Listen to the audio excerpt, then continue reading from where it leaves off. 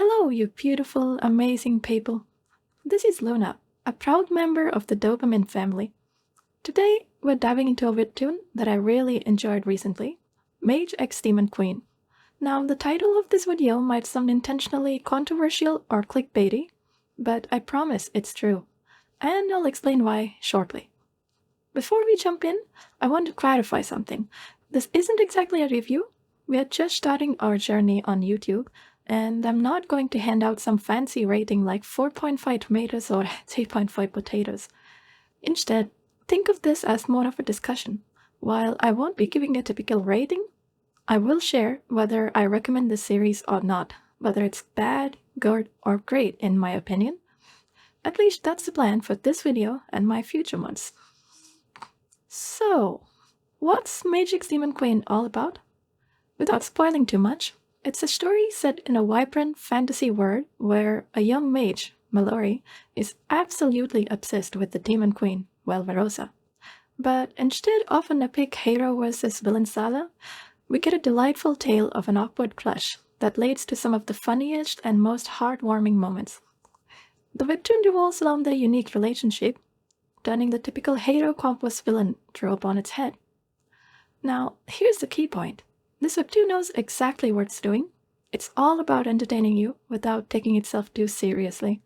Sure, there are conflicts and action scenes, but it's not your usual end-of-the-world kind of stakes. All my empty battles now destroy the earth! 完璧だ!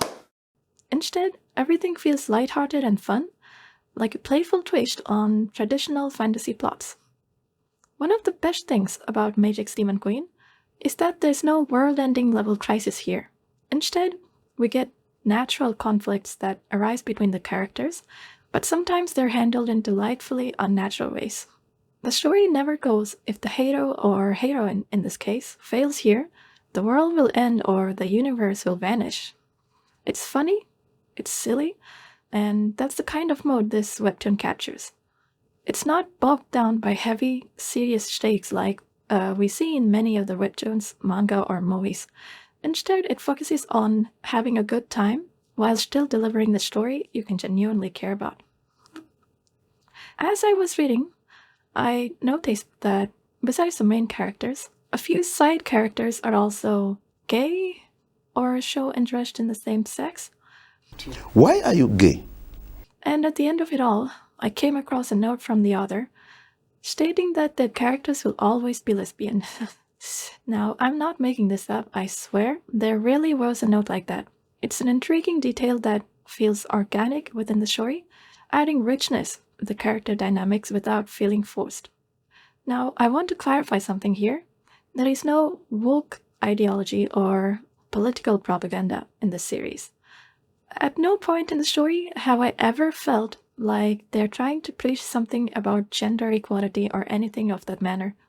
The characters just so happen to be that way, and that is all there is to it.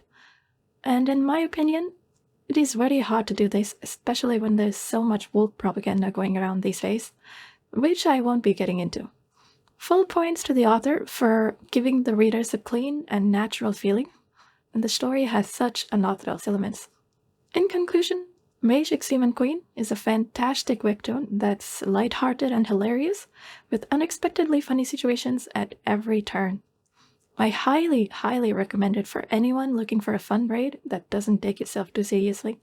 Whether you're a fantasy fan or just seeking a good laugh, this webtoon has got you covered.